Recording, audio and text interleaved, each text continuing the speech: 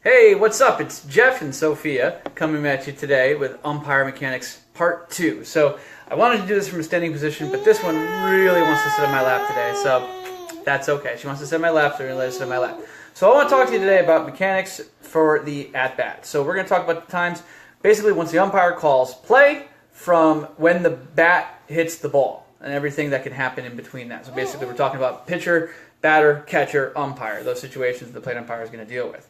So first off, plate umpire is going to line up in the slot position. And the slot position is, you really want to draw a picture for you, so my blog later I'll have a little picture that shows that and demonstrates that slot position. But basically the way I line up for the slot position is I line up my right eye with the inside edge of the home plate, and then I put one foot behind the catcher, and I put the other foot kind of in line with the batter's foot. So I'm in that slot.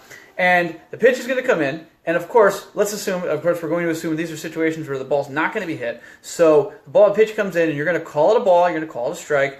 And a lot of people, when they look at what the plate umpire does, they kind of just think, the plate umpire, he just calls balls and strikes, and he calls plays at the plate and punches people out when it's a strike three, and they're looking at the third strike, and that's really all they do. Well, obviously, you know from the last video that I did, you know that the plate umpire has a lot more responsibilities than that. Of course, in a batted ball, there's a whole list of things that the plate umpire has to do. So, of course, you're going to call ball strike. First thing I want to talk about is that ball strike thing, right? So, of course, when you call strike, you want to be emphatic, right? In a called strike, you want to make sure that you're real loud. You want to make sure everybody knows that you just called a strike. You don't want to be all whatever, like really lackadaisical about it. Get into it. Don't be obnoxious, but get into it. And I don't want to do it right now because I'll scare her what my strike call is. But I'm quite loud. Anybody that's been at one of my games, they recognize me by the volume of my voice, and that's okay. So, calling strike, swinging strike. You're just going to give a little, strike or. The hand signal, whatever you want to do for that. This is my right hand, by the way, that Facebook mirrors, if you don't know that yet in their live videos. So this is my right hand making the calls, right? So if it's a ball, you're going to vocalize ball. A lot of umpires don't vocalize ball. Do you know that? A lot of umpires, they just stay silent if it's a ball, and then it's assumed it's a ball, but that can lead to confusion. So instead, make it vocalize. Say ball, and be vocal about that. So, of course, balls and strikes happen all the time. You're looking at 200 to 300 pitches a game, even in a 7-inning game, so that's going to happen. That's going to be the most frequent calls, ball or strike. So what else can happen? Well, there could be a stolen base, right? So you could have a runner going from first to second, which is the most common stolen base, but once in a while you'll have a wild pitch, you'll have a pass ball, and there'll be a runner coming home. So you as the plate umpire, you got to slide over and you got to get an angle on that play. So it's very important that when you are making a call like that, especially on a stolen base, it's going to be close, you got to make sure that you are looking at the spot where the play is going to happen, but you're not straight line, you are not behind it, but you're really ideally next to it, but off maybe like a 30-degree angle. So if this is the baseline, I'm going to use this ruler that happens to be right in front of me. If this is the baseline and the runner's coming this way and here's home plate, you're going to as the umpire, going to be right about there, okay? But you want to be looking at that play from an angle so you can see the tag, you can see the runner coming in, you can make all the correct judgment calls on that. So stolen bases can happen during an at-bat. What else can happen? You could have a balk. A balk is, basically a pitcher's motion, a legal motion that is intended to deceive a runner. I could do a whole video on what is a balk and what isn't a balk. Maybe I will in the future. But just generally speaking, if you see a balk, you're supposed to call it. If it's a high school rules, that means the ball is dead immediately. But if it's pro rules, well, it may not be dead immediately. There may be a pitch going in, maybe the pitcher balks while the pitch is going on, and you got to make sure that there's nothing that happens after, because sometimes you can call a balk, and if everybody gets a base, you completely ignore the balk as a result of that. But in high school, it's much easier. Either it's dead or not. So if you got a strike three, so if you have a pitch that is a strike three, this is where you get to be a little bit theatric. You get to be very vocal in your strike three call, and you get to really, you can crank, you can do, some people do the punch this way and the punch that way. I even posted a link to this as well. There's an umpire in New Jersey who, with the permission from both teams, when somebody strikes out, he gets to do a little song and dance into it, and if you YouTube that, you can check that out. I forgot his name, unfortunately, but I did link it on my previous series.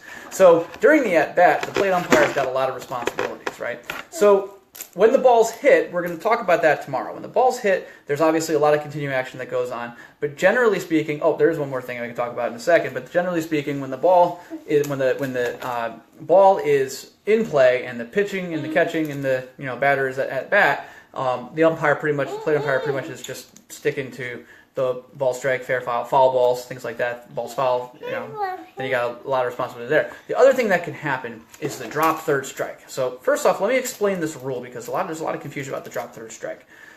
If the batter swings, or even if it's a called third strike, that actually happens once in a while. But if the batter swings and the ball's in the dirt and it's not a catch, then the runner is entitled to become a batter runner, which means they can now go to first base. So it's the catcher's responsibility either to tag the batter while he's still in the box or to throw down to first and get a force out.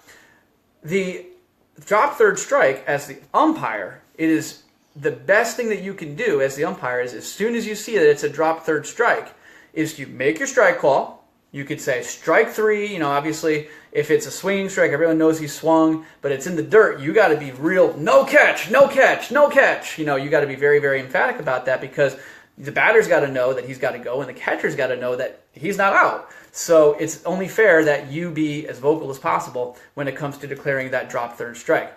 For mechanics purposes, though, again, make your call first. So if for some reason it's a called third strike, which it does happen, especially at younger levels, the catcher may drop the ball, may not squeeze it, right?